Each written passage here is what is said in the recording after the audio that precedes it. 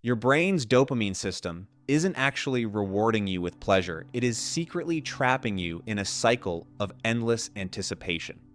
And the reason you feel constantly restless, easily distracted, and totally unproductive on a normal Tuesday isn't because you lack willpower. It is because your brain's baseline has been hijacked by a quiet epidemic of everyday addiction. Today, I'm going to show you the exact behavioral strategy neuroscientists use to reset your reward sensitivity. You are going to learn how to clear the brain fog, stop mindless scrolling, and actually enjoy doing hard work again.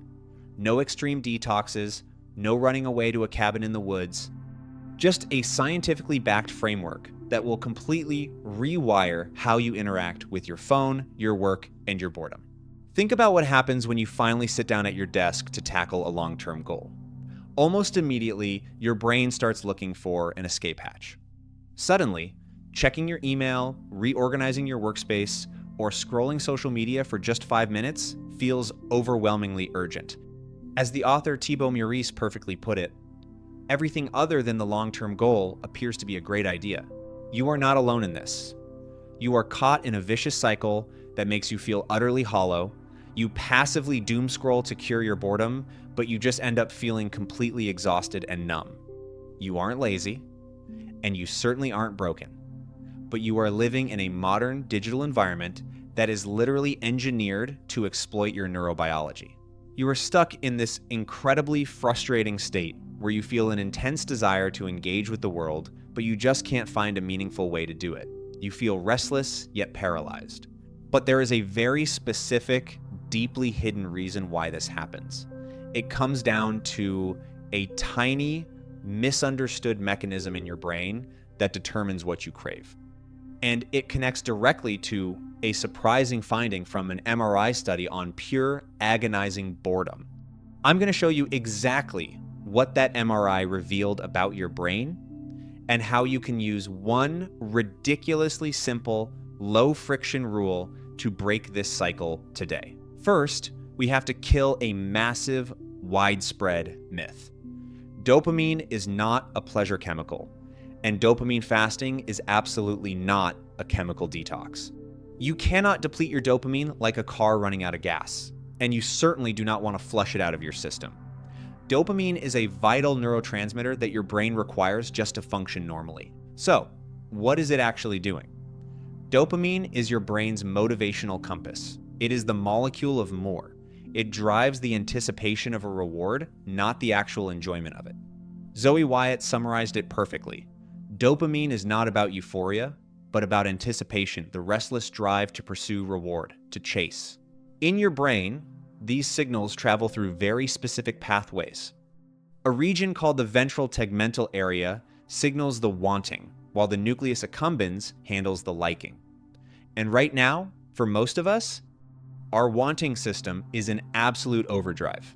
Scientists call this incentive sensitization, because you are constantly bombarded by hyper-rewarding stimuli like social media, notifications, junk food, and endless streaming. Your brain frantically tries to protect itself. It seeks stability, or homeostasis.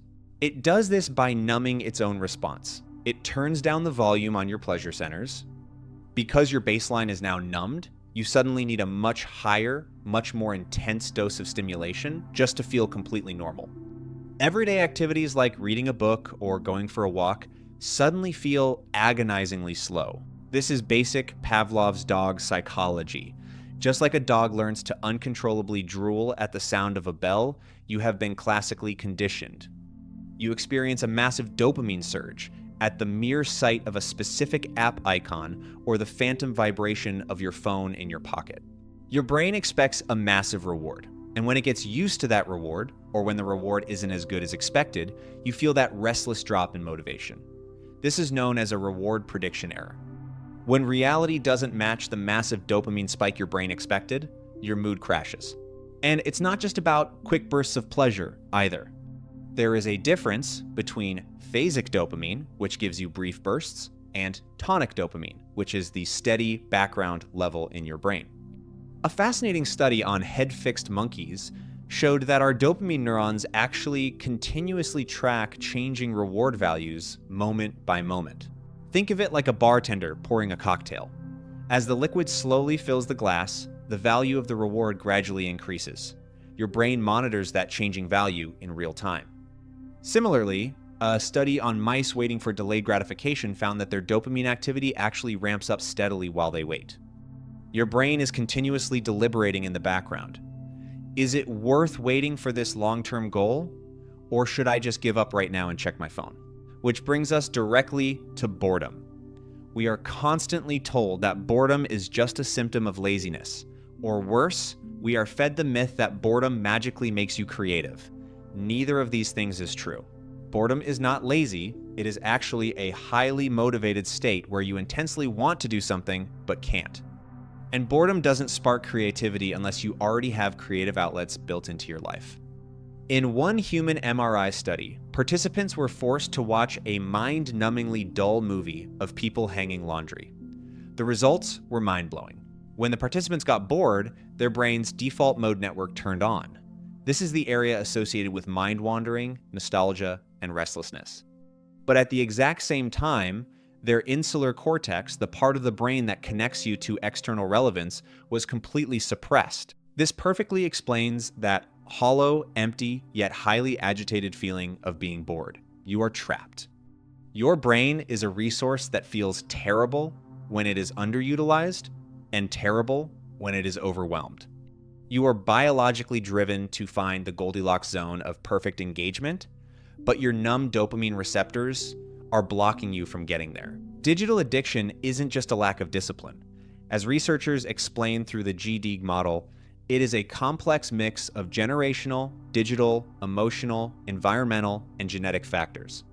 The apps are quite literally built to hook your specific neurobiology. So, how do we actually fix this? How do we reset our reward sensitivity without making extreme, impossible life changes? You do it through targeted, highly practical dopamine fasting.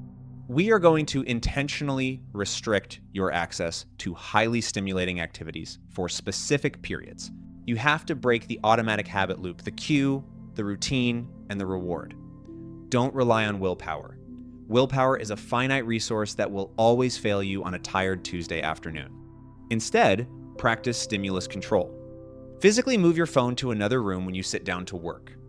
Hide your most addictive apps in a folder buried on the very last page of your home screen. Make the bad habit incredibly annoying to start. Break the Pavlovian trigger by just removing the visual cue from your immediate environment. Next, when the inevitable urge hits you to check your screen, use a technique called exposure and response prevention. When you feel the craving, just pause. Observe the physical sensation of that craving in your body for 10 seconds and do absolutely nothing about it. Don't fight it, just watch it. By simply delaying the action, you will physically feel the conditioned habit loop start to weaken. You are proving to your brain that a trigger does not have to result in a routine. You also have to stop the vicious cycle of doomscrolling by changing how you consume media. You don't have to quit the internet, but you must prioritize active technology use over passive technology use. Watching a long-form YouTube video to learn how to bake sourdough bread is highly rewarding. It is goal-directed. It actually cures your boredom. But passively flicking through an endless feed of short-form videos creates a vicious cycle. It crushes your attention span, increases your restlessness, and leaves you feeling significantly worse than when you started. Finally, give your brain the space to breathe. Cultivate what researchers call liminal time. Go for a short walk outside without your device. Spend some time in nature. Let your brain reorganize itself without the constant pinging and buzzing of the digital world. This restores your emotional resilience and brings your baseline back to reality. But remember that MRI study, the agonizing feeling of watching people hang laundry? When boredom strikes, your mental agency completely plummets. Because your insular cortex is suppressed, you literally cannot think of a good way to entertain yourself in the moment. This is the exact reason why you end up back on your phone. And this is why you need the top 5 boredom list. Do not wait until you are bored to figure out what to do. Right now, while you are not bored and you have full mental clarity, Write down 5 active, meaningful things you genuinely enjoy doing. It could be reading a chapter of a book, doing a quick workout, practicing a hobby, or simply calling a friend. Keep that physical list on your desk. The next time you feel that restless, agitated desire to just numb your brain with a screen, your agency might be completely shot, but you won't need it. You just look at the list and pick an activity. You remove the friction of decision-making. As Leo Tolstoy famously said, boredom is the desire for desires. You don't need another hit of cheap, passive dopamine. You aren't lazy. You just need a clear, pre-planned direction to channel your focus. If this paradigm shift helped you rethink your habits and your focus today, hit the subscribe button and drop a like on the video. It genuinely helps me create more evidence-based deep dives just like this one. I'll see you in the next one.